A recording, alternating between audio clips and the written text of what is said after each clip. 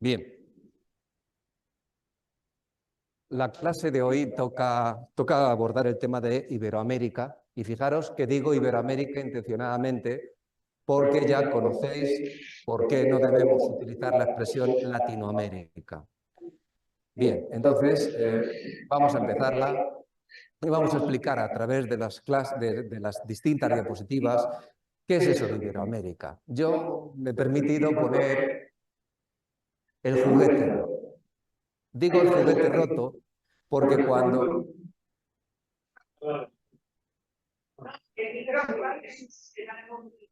Bien. ¿Me oís mejor ahora? Bien. Le he querido titular el juguete roto porque me parece que es una expresión que recoge fielmente lo que sucedió en Iberoamérica, sobre todo en Hispanoamérica, cuando se produjo la emancipación, la independencia de las distintas repúblicas iberoamericanas, hispanoamericanas. Y además, porque podíais considerar que tiene una carga de tipo ideológico esta expresión, por mi parte, podemos contraponer el caso de Brasil. Brasil es un enorme estado que se compone a su vez de distintos estados en una disposición norte-sur. Los estados del norte, que son aquellos que conocieron la descubierta oceánica y la colonización por parte de Portugal, eran los estados más ricos, Bahía, por ejemplo, o el Paraíba, la zona del norte. Solo hasta el siglo XVIII, cuando los portugueses son capaces de encontrar minerales, oro, piedras preciosas en Minas Gerais, es cuando tienen una relevancia superior al norte, pero se produce la independencia de Portugal y se mantiene la cohesión de Brasil. Y hoy Brasil sigue siendo un estado que norte a sur, pues es la misma configuración estatal, la misma configuración jurídica. ¿Qué sucede con Iberoamérica? Con Hispanoamérica en este caso. Hay 4 virreinatos. El virreinato del norte es el virreinato de Nueva España. Es un virreinato que comprende prácticamente toda América Central, todo el actual México y una gran parte del sur de los actuales Estados Unidos. Estados Unidos que se fagocitan una parte importante de ese virreinato de Nueva España. Ese virreinato de Nueva España, por tanto, no es México. Es un error considerar que el virreinato de Nueva España se corresponde con el actual México. Comprendería, por tanto, toda la América Central, comprendería, por tanto, la zona del Caribe y comprendería, por tanto, desde California hasta Florida, obviando la Luisiana, porque la Luisiana correspondería a los franceses. Bien, en el hemisferio sur estaría el virreinato del Perú. La distribución tan bien articulada que tienen la administración española en América, en ese continente que llega desde desde la Tierra del Fuego hasta Texas, hasta California, hasta Florida, hasta Arizona, hasta Colorado, son nombres hispanos todos ellos, está perfectamente bien establecida mediante esos 2 virreinatos y cubren perfectamente todo el siglo XVI y todo el siglo XVII. Todo el siglo XVI y el XVII. La corona no tiene necesidad de articular una serie de subdivisiones para administrar mejor aquello. Y eso que en el siglo XVII el poder de la corona española en América ya es cuestionado tanto por holandeses como por ingleses. No lo necesita. Se vale de unos mecanismos que son, por un lado, esos virreinatos al frente de los cuales había un virrey, un alter ego del rey, y había una serie de audiencias que servían como contrapeso del poder del virrey y que tenían al frente un presidente de una audiencia cuya función era, como todo el mundo deduce, impartir justicia en nombre de la corona. Solo en el 18, cuando Inglaterra se ha fortalecido como consecuencia de su gloriosa revolución y nosotros aquí en España hemos tenido el episodio de la Guerra de Sucesión, y la llegada de los Borbones, es decir, una total disrupción de lo que había sido hasta entonces el concepto de monarquía hispánica, solo en el 18 la monarquía considera la necesidad de articular el hemisferio sur, más apetecido por los ingleses, también por los holandeses, articularlo de una manera más armónica, y crea el Virreinato de Nueva Granada, que correspondería a la actual Colombia, con la zona de Ecuador, más la Audiencia de Venezuela, es decir, cubriría el Atlántico al Pacífico y la zona del Istmo de Panamá, y el Virreinato del Mar del Plata, que se correspondería con Argentina, capital Buenos Aires. Y además, para que tuviera suficiente autonomía económica, lo que va a hacer es desvincular lo que es el Cuzco, lo que es la actual Bolivia, para todos entendernos, los Altos Andes, lo va a desvincular del Virreinato del Perú y lo va a vincular al Virreinato del Mar del Plata para que económicamente pueda aportar suficientes recursos como para defender todo el estuario del Mar del Plata, porque es la zona más apetecida por los británicos. Recordad también, cuando lo explicamos en su día, que en esas apetencias por parte de los británicos de lo que es este imperio colonial español, está una serie de episodios, una serie de guerras que buscan ir erosionando ese poder y vincular toda esa producción que está obteniendo la corona española en su beneficio. Me viene a la cabeza la famosa guerra de la oreja de Jenkins, que es un episodio que se produce en torno a los 40, si la memoria no me falla en este momento, de los años del siglo XVIII, y que además ha creado una serie de expectativas importantes hasta el punto de que se va a producir una compañía de John Law, que va a generar unas expectativas económicas que luego no se van a corresponder y va a producir la primera bancarrota de una sociedad de estilo piramidal. ¿De acuerdo? Por tanto, ya creo que estoy dando algunas pinceladas de cómo es un continente que estaba bien articulado, que tenía sus estructuras de poder bien definidas, pero que cuando se produce la emancipación y la correspondiente independencia, esta gente se va a desvincular de la corona y se va a entregar a quienes en ese momento le pueden prestar su concurso desde el punto de vista de comprarle los productos y su apoyo político, los británicos. Son los grandes triunfadores de este momento. ¿Por qué? Porque finalmente una estructura de poder como era el Imperio Español ha desaparecido, ha sucumbido. Hemos tenido las guerras, la guerra de la independencia, hemos tenido luego el proceso de la guerra civil con la llegada de Fernando VII, los liberales, los absolutistas. Bien sabéis, por tanto, que cuando las tropas españolas quieren volver a recuperar el territorio que otrora fue en las distintas luego repúblicas que se han emancipado en América, el tiempo ha pasado y no en balde. De hecho, Riego se pone al frente de una tropa a la que hay que embarcar en unos barcos que se compran a los rusos, pero están podridos. Esa armada no puede navegar y esas tropas de Riego lo que van a hacer es finalmente pronunciarse en Cabezas de San Juan, que es el pronunciamiento de Riego, que daría como consecuencia la llegada del trienio liberal. ¿Veis el marco?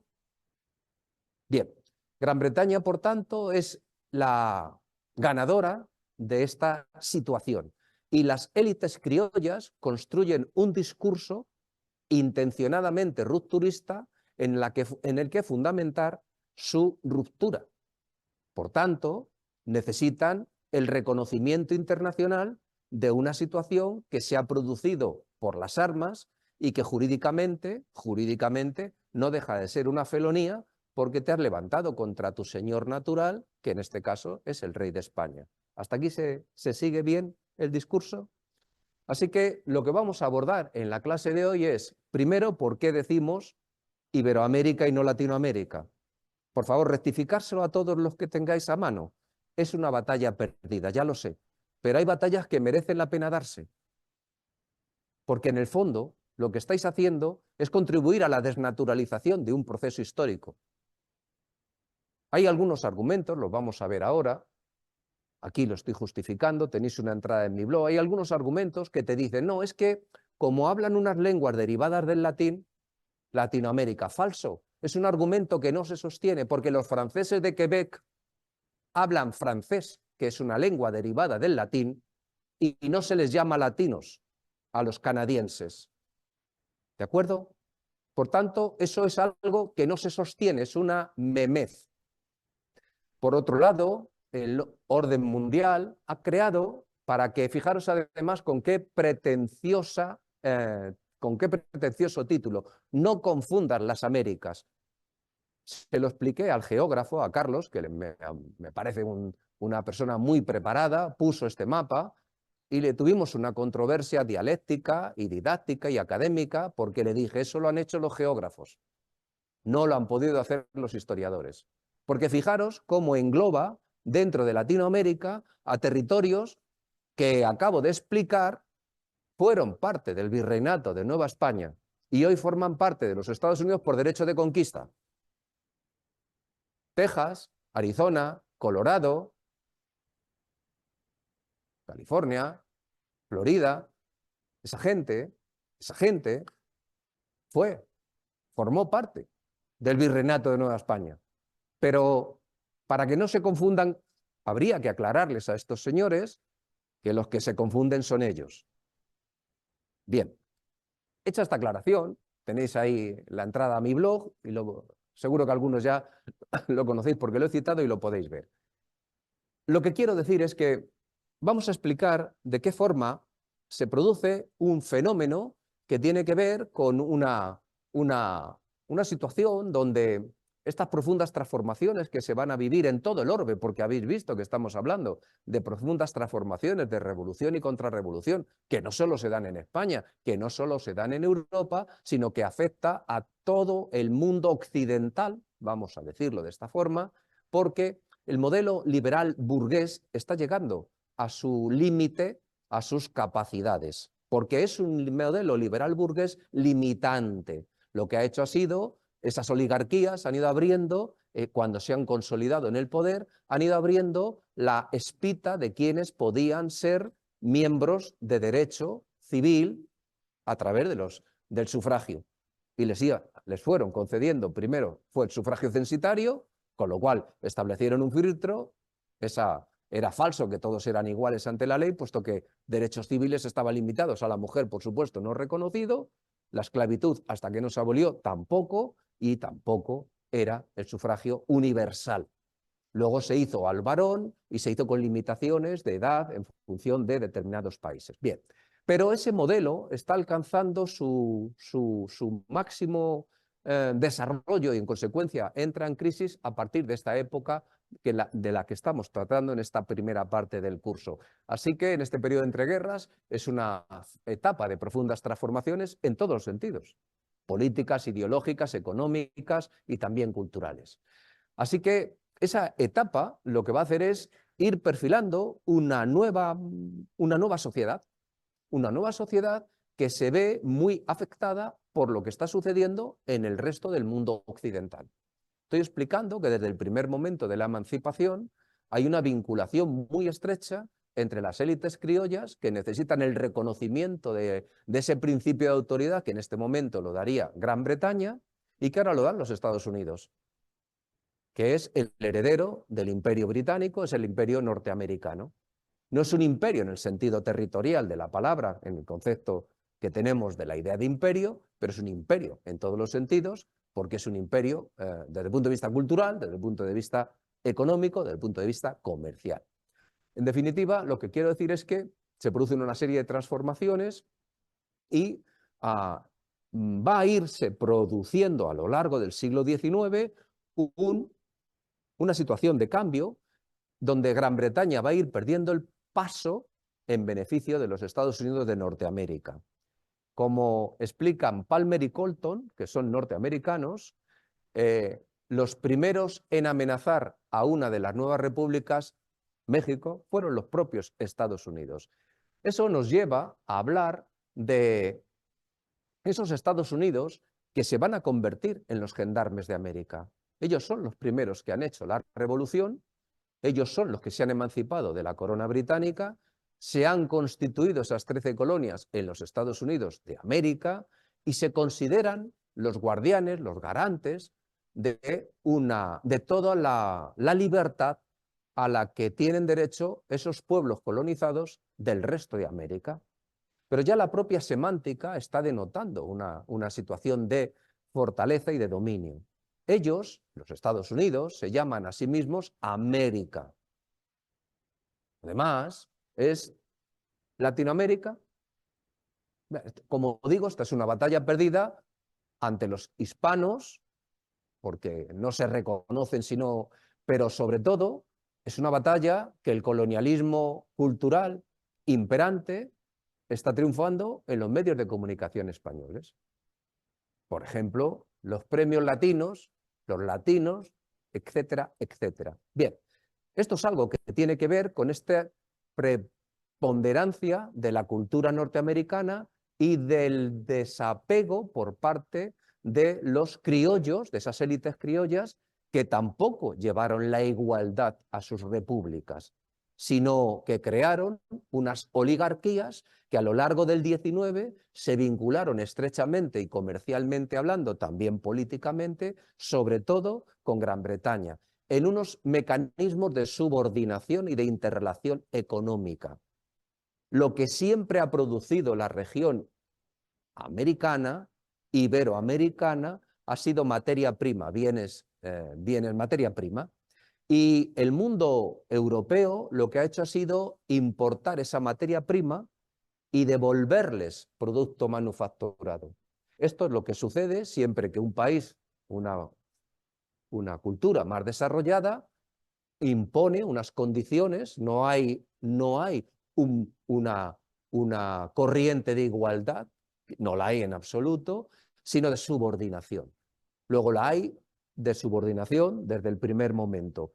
También durante el tiempo del Imperio Español se daba esa corriente de subordinación. Aquellos producían materias primas y la corona se beneficiaba y les vendía, mediante el sistema de convoyes y régimen de monopolio, productos manufacturados.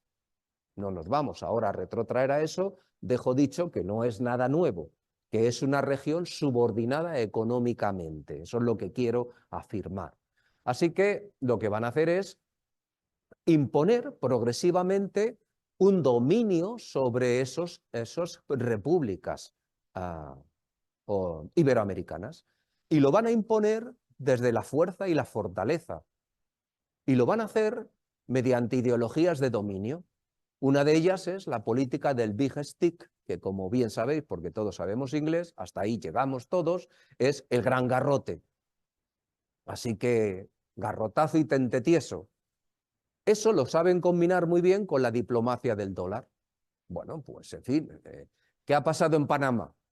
Bueno, que hemos apoyado a estos criollos que se quieren salir de Colombia porque quieren ser panameños y no quieren ser colombianos. Bueno, muy bien, pues nosotros les apoyamos y les reconocemos. Bueno, pero los colombianos están a disgusto. Muy bien, no pasa nada. 25 millones de dólares, ¿con esto se resuelve? Llegamos a un acuerdo, 25 millones de dólares, los colombianos se quedan sin el istmo de Panamá y los norteamericanos construyen el canal de Panamá. Algo parecido sucederá en Hawái en 1898. No adelantemos acontecimientos. Aquí tenéis cómo la prensa norteamericana representaba a Theodore Roosevelt, el tío del que luego será presidente durante el New Deal y la época de la Segunda Guerra Mundial, Franklin Delano Roosevelt. Este es su tío, Theodore Roosevelt. Y como veis, la prensa no tenía ningún inconveniente en representarle como realmente se sentía, que era la política que estaban utilizando. Hay una serie de doctrinas ideológicas que sustentan esta posición de dominio y de subordinación. Está la consabida doctrina Monroe, que habréis oído citar hasta la saciedad, América para los americanos. Claro, Aquí sí que se cumple el principio de América continente, americanos, solo los norteamericanos. Esta es la realidad, porque ellos a sí mismos, como antes he dicho, se llaman americanos. Y nosotros, en ese seguidismo, cuando decimos los americanos entraron a la Segunda Guerra Mundial, estamos refiriéndonos a los Estados Unidos de Norteamérica. ¿Qué sucede? Que es mucho más fácil decir americanos que Estados Unidos de Norteamérica. Bien, pero decimos México y no decimos los Estados Federales Unidos de México, por ejemplo, ¿no? Bien, es un seguidismo. Esa doctrina Monroe ya se aplica, ya se declara firmemente en 1823 por el presidente Monroe. Toda intervención por parte de una potencia europea, cual fuere, con objeto de oprimir o de dominar a los gobiernos que han declarado y mantenido su independencia y que nosotros hemos reconocido, no podría ser considerada por nosotros más que como manifestación de una disposición no amistosa respecto a los Estados Unidos. Alto y claro. 1823. En 1812, 11 años solo, 11 años atrás, los británicos han desembarcado y quemado la ciudad de Washington. 1812. Y en 1823 ya están controlando Florida, que la han comprado. ¿A quién? Al gobierno español. ¿Y Texas? Bueno, Texas todavía no, están en ello. Así que no es nada nuevo, pasaré muy alto por esta fase de aquí, pero te interesa saber que no es nada nuevo el atribuirse una posición de dominio sobre terceros. Aquí lo que se trata es de justificar por qué te quedas con lo que es de otro. Se trata de eso. Y esto ya en la Edad Media se argumenta por el ostiense, por Enrique de Susa, que es un canonista, como veis, de principios del siglo, nace casi cuando se da la batalla de las Navas de Tolosa, es un hombre del siglo XIII, es un hombre que elabora una teoría magnífica, fantástica, preciosa, precisa, y que va a servirle a los reyes católicos ¿para qué? Para que se les asigne todo lo que se ha descubierto en América. Y esa es la teoría que tenéis ahí expuesta. Los pueblos gentiles eran propietarios de su territorio antes de que llegara Cristo. Pero llegó Cristo. Y como era el Señor espiritual y el Señor temporal, todos los derechos pasan a Cristo. Pero Cristo se fue al cielo. Y se quedó, ¿quién? Su vicario, el Papa. Luego, el Papa es el principio de autoridad. ¿A quién recurren entonces los reyes? ¿A quién recurren los reyes católicos mediante las bulas correspondientes que conceden América a los reyes católicos? Al Papa. Los que van a ir haciendo es ir elaborando teorías donde los que llegan aportan un soplo de modernidad, de liberación a los pueblos a los que se les somete.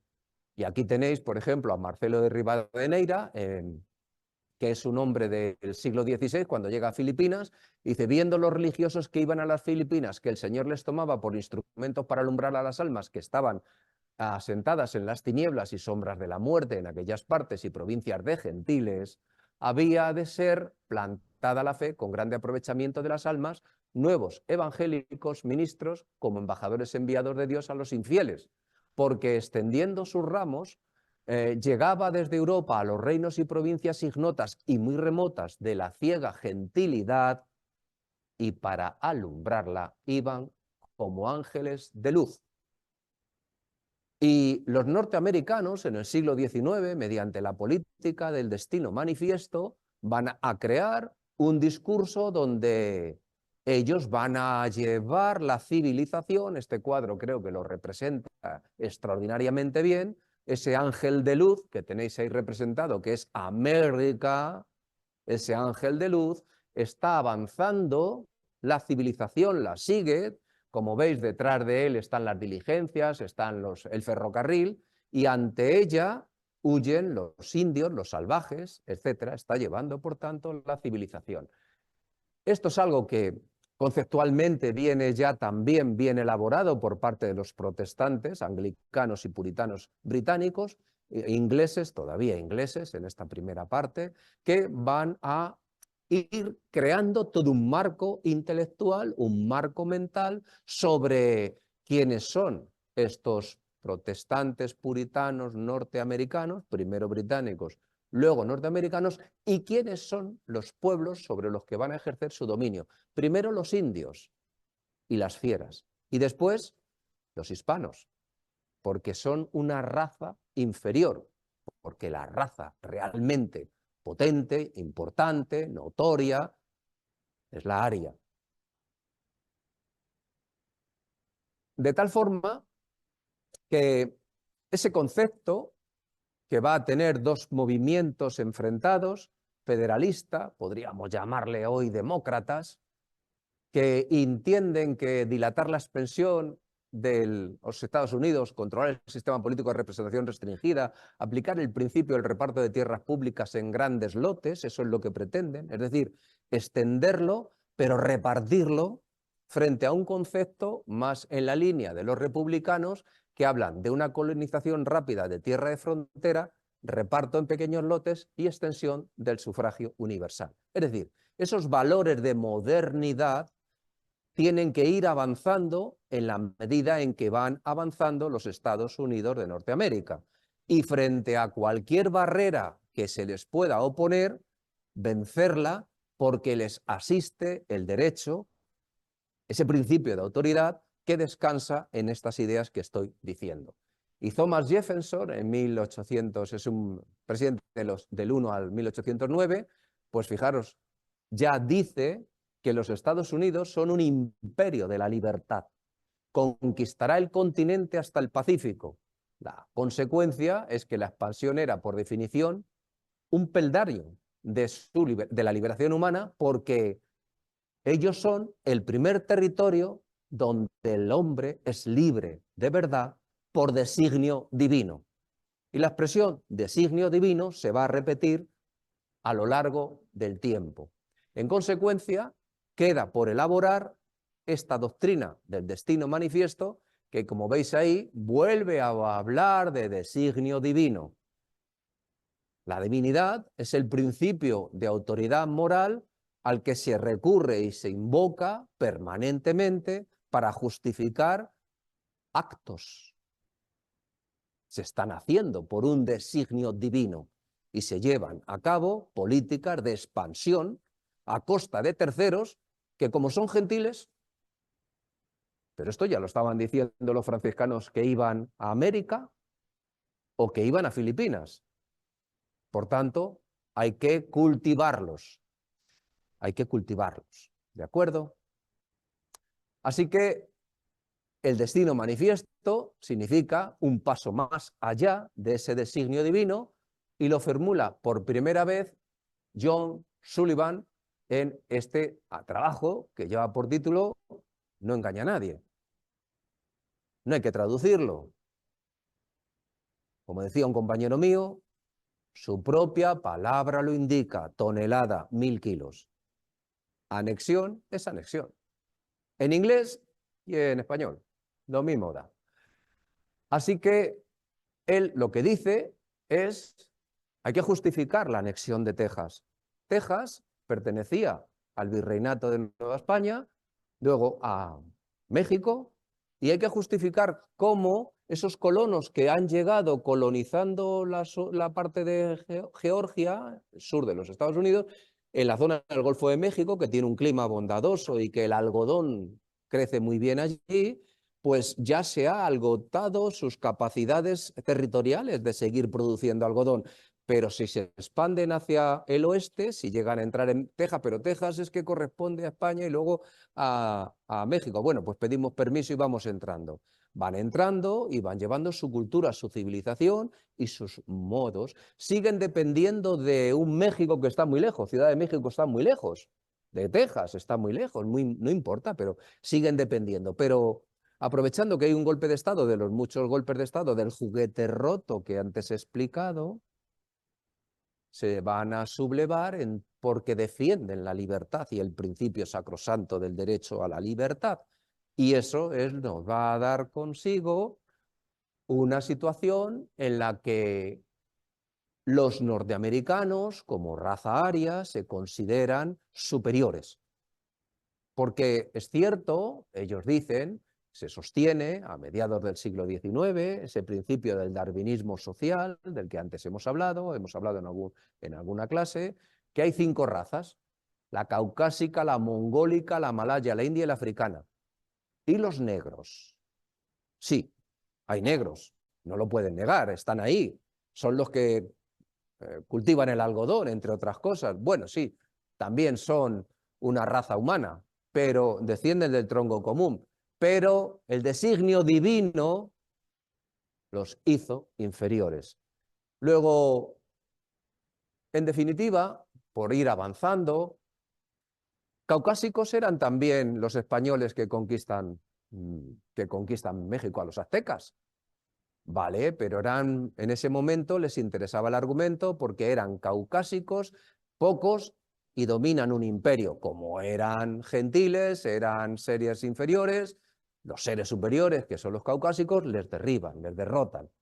Pero cuando hay que atacar a México, y ya son hispanos, ese cruce, esa mezcolanza, ese mestizaje que se produce en toda Iberoamérica, a un protestante, a un WAPS, eso le llama la atención. Un británico nunca se va a cruzar legalmente, con una nativa.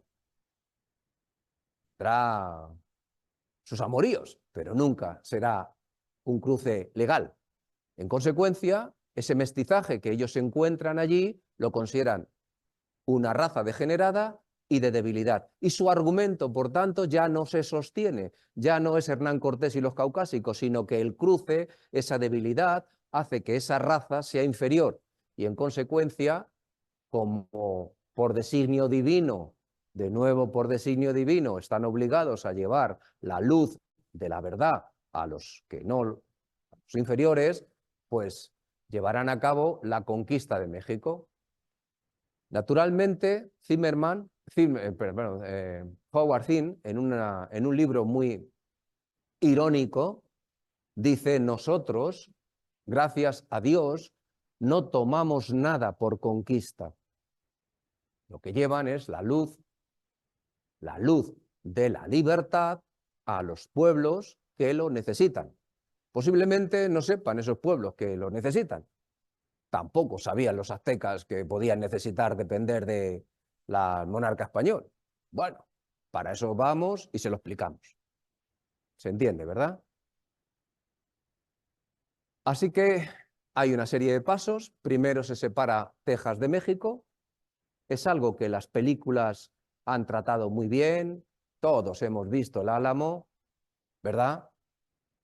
Sabemos muy bien lo que pasó allí en El Álamo, pero no nos cuentan todo esto que os estoy contando, de qué forma John Houston, la capital de Texas, John Houston, al frente de estos tejanos que se han ido asentando en el territorio de una provincia mexicana, otrora virreinato de Nueva España, en un momento determinado consideran que se tienen que convertir en un estado más de la Unión y se sublevan. Y esa es la película del Álamo. Lo que refleja es solamente una parte, el chorizo ese de lo que yo os he contado tantas veces, que han puesto el foco en el Álamo, que es la epopeya, que como bien sabéis mueren todos los actores importantes del momento, porque son David Crockett, John Wayne, en fin, no sé cuántos más, muchos más. Y luego está la Guerra de México, que de esas no vais a ver muchas películas porque es un episodio que levanta ampollas todavía entre los mexicanos. Así que vais a encontrar películas del Álamo y todo esto, y 55 días en Pekín y no sé cuántas cosas más, pero es muy difícil que encontréis películas sobre la conquista de México. Entre 1846 y 1848, 3 cuerpos de ejército norteamericanos invaden México.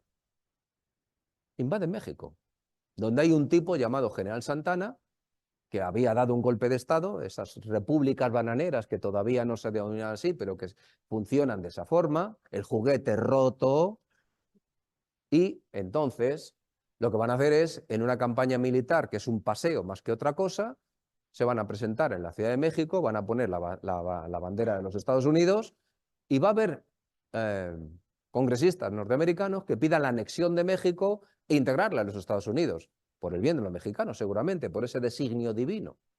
El resultado es que no es así, pero les liman 2,5 millones de kilómetros cuadrados. Por eso, Arizona, Colorado, Texas, todos estos estados del sur de los Estados Unidos actualmente eran parte de México y se integran mediante el Tratado de Guadalupe Hidalgo, 1848, en los Estados Unidos.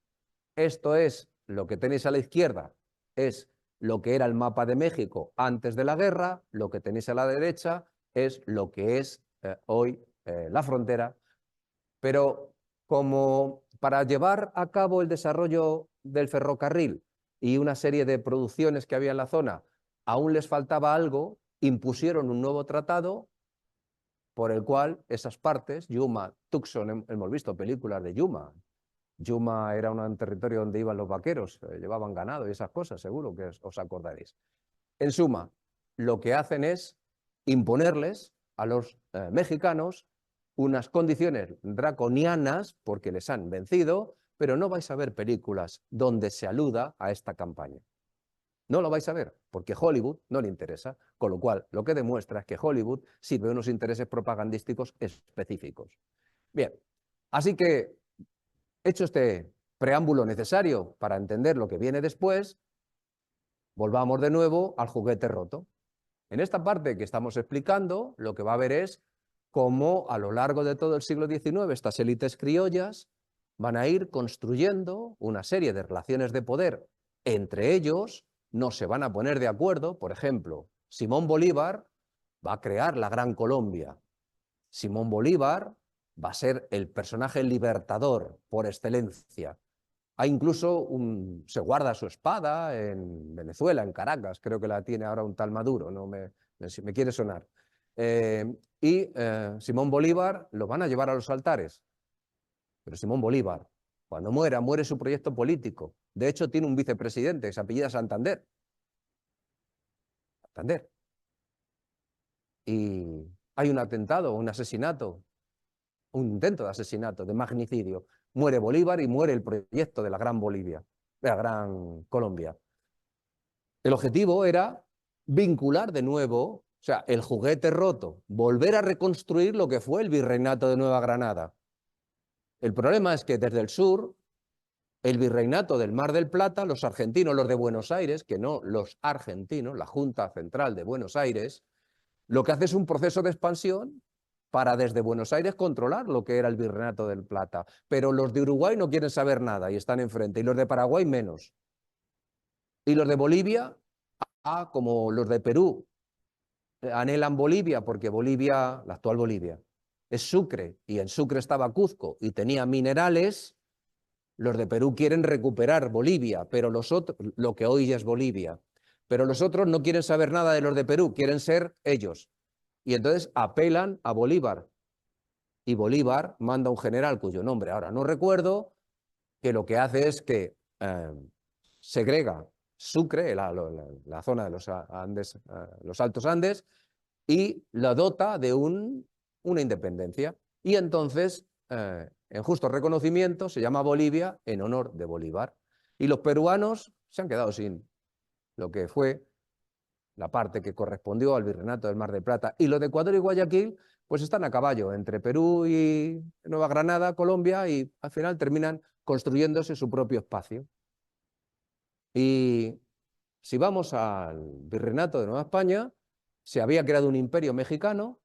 Ese imperio mexicano, es Estados Unidos, perdón, sí, primero un imperio, luego Estados Unidos mexicano, van a integrar a todo lo que es Centroamérica. Bueno, finalmente aquello termina como el Rosario de la Aurora y ahí aparece Salvador, Nicaragua, Guatemala. Chile está abajo. Chile lo libera O'Higgins llegando desde Argentina. Como veis, Finalmente, en este tiempo histórico que estamos narrando ahora mismo, hay 27 estados donde hubo 4 grandes territorios perfectamente armonizados y estructurados. Bien, dicho todo esto,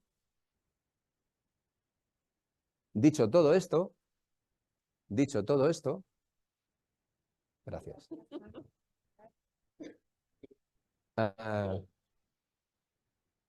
Lo que van a hacer es articular, como digo, unas relaciones de dependencia en un plano de subordinación. Así que a partir de este momento, es decir, una vez consolidada su respectiva independencia, aparte de pegarse entre ellos, por ejemplo, Chile se va a anexionar una parte significativa de lo que es Bolivia, que se queda sin salida al mar.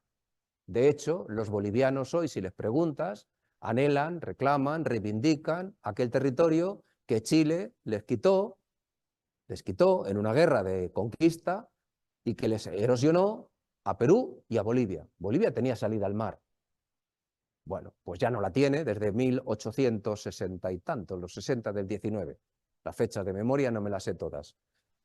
Bueno, pues ellos siguen con sus historias, porque los peruanos anhelan aquello que los chilenos les quitaron en esa guerra de conquista. Y si se arman es para estar los unos contra los otros. Es decir, no hay una unidad, no la hay. ¿Entendéis ahora por qué le llamo el juguete roto? Me parece que no es una exageración, me parece que lo que estoy diciendo se justifica con los hechos que estoy narrando. Y entonces, para fortalecer esas posiciones de debilidad, porque no dejan de ser una posición de debilidad, lo que hacen es vincularse, esas oligarquías, vincularse a un comercio internacional. No descubren nada nuevo, sustituyen la potencia dominante, en este caso si era España, pasa a ser Gran Bretaña o Francia o Alemania, dependiendo de situaciones, de tiempos y de momentos. Y naturalmente los norteamericanos que están esperando su oportunidad, porque desde la doctrina Monroe, América es para los americanos. ¿Se está entendiendo? ¿Seguro? Que no os veo yo muy convencidos. Así que a principios del siglo XX, Gran Bretaña es un imperio inmenso que está perdiendo el paso. Los imperios no desaparecen salvo, bueno, ni el imperio romano de Occidente desapareció por colapso. Fue gradual. Lo que sucede es que en un momento determinado el edificio está ya tan carcomido que colapsa. Bueno, pues en el caso concreto de los británicos en este momento, principios del 20, controlan una parte muy significativa de África. Desde la Conferencia de Berlín de 1888 se han repartido África con los franceses, se han repartido, tienen el control de la India, se han extendido hacia el sureste asiático y controlan económicamente, mediante relaciones de dependencia y subordinación, todo lo que tiene que ver con Iberoamérica, incluyendo a Brasil. Pero Estados Unidos, una vez que ha terminado su guerra de secesión, 1861-1865, en plena guerra de secesión, Napoleón III intenta poner una pata en América, en México, valiéndose de un personaje como el emperador Maximiliano de Austria.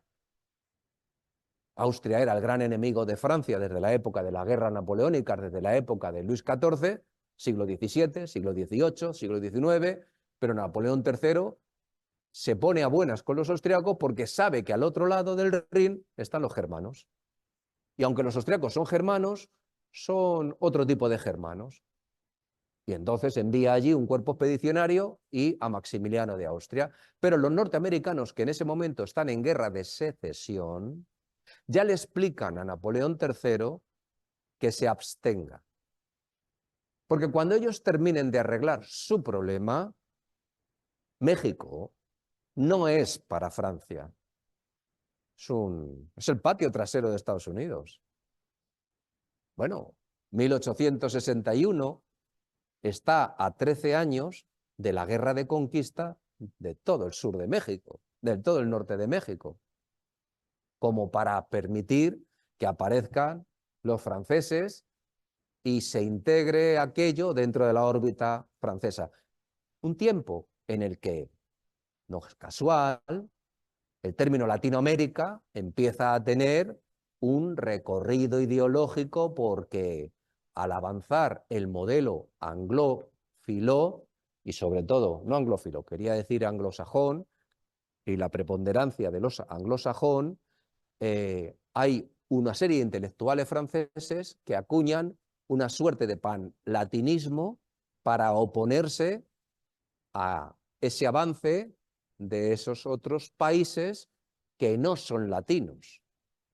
Esa es la justificación de por qué Latinoamérica y no Iberoamérica. Lo tenéis en mi blog, lo podéis leer. Lo que quería decir entonces es que progresivamente Estados Unidos va a ganar una preponderancia porque empieza a tener una política comercial agresiva y necesita expandir su capital en determinados ámbitos de interés. El sur y Centroamérica, por supuesto, de manera directa. El oeste, porque quiere abrirse hacia el mercado chino. Los famosos, ya me habéis oído hablar, barcos negros, según le llama la bibliografía japonesa, los barcos del Comodoro Perry, que mediante una amenaza de bombardeo de Tokio obligan a los japoneses a abrir su mercado y por eso controlan Hawái. En 1898, es fácil de recordar. Es fácil de recordar cuando y cómo lo hacen. Un grupo filo norteamericano hace un levantamiento, una sublevación contra la reina de Hawái, no recuerdo su nombre, la deponen y rápidamente solicitan al Congreso de los Estados Unidos integrarse como un estado asociado, como un estado más de los Estados Unidos. Es lo que hizo Texas y es lo que hicieron los otros estados. Y rápidamente el Congreso lo autorizó. ¿De acuerdo? Bueno, pues las líneas maestras de influencia de los Estados Unidos es: no se incorporan nuevos territorios, salvo Hawái y Puerto Rico. Se busca un control indirecto por asimilación cultural, la aculturación de la que venimos hablando, que permite convertirlos en réplicas económicas, políticas y culturales de Estados Unidos, que garantice los intereses económicos de los Estados Unidos, sin descartar la intervención militar cuando sea necesario. Las herramientas, como antes hemos dicho al inicio de la clase, son el Big Stick, la diplomacia del dólar y la diplomacia misionera de Woodrow Wilson. Hay una característica significativa con estos presidentes demócratas. Tienen muy buenas intenciones, llegan al poder y entonces se invocan el principio de no intervención en los países extranjeros. Bueno, pero Woodrow Wilson, que era un presbiteriano, y hablaremos el mes que viene cuando estemos explicando los Estados Unidos, era un presbiteriano, un hombre de principios morales acendrados, hijo de un pastor protestante. Este señor tiene claro que hay que intentar, pero mete a los Estados Unidos en México, contra Pancho Villa, por ejemplo, ya hablaremos de eso, y los mete en la Primera Guerra Mundial. Y no sé por qué me viene a la cabeza que Barack Obama hizo algo parecido. No solamente no sacó a las tropas de Irak o de Afganistán, sino que incluso, de alguna forma, no sé si lo potenció, pero cuando menos lo mantuvo. Es decir, que hay un discurso en el que hay unas buenas intenciones por parte de estos individuos como tales, pero posiblemente el sistema no les permita desarrollar. ¿De acuerdo? Es una opinión, ¿eh? Es una opinión fundamentada en hechos que podemos constatar. Bien, dicho todo lo cual, como veis, pues esa diplomacia misionera intervino en Nicaragua, en la República Dominicana y en el propio México, como antes he dicho, que manda un cuerpo de ejército al mando del general Perkins para perseguir a Pancho Villa por todo México.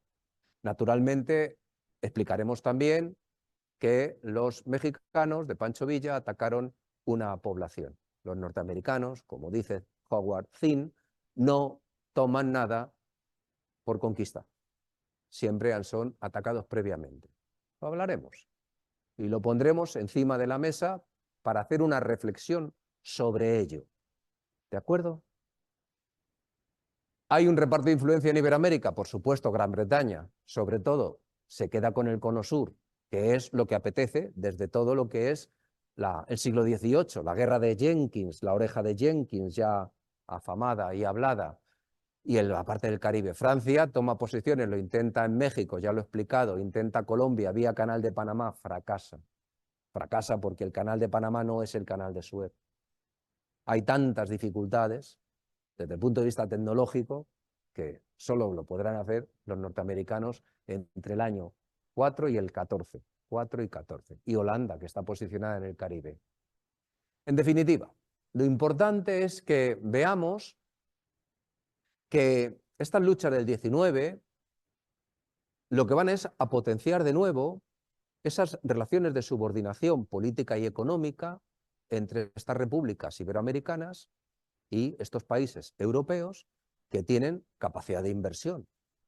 Invierten porque les compran materia prima y le venden productos manufacturados y además los excedentes de capital los aplican en el desarrollo de una serie de infraestructuras que o bien consideran necesarios estos países que hay que desarrollar o bien las desarrollan las potencias inversoras en su beneficio. Me viene a la cabeza el ferrocarril que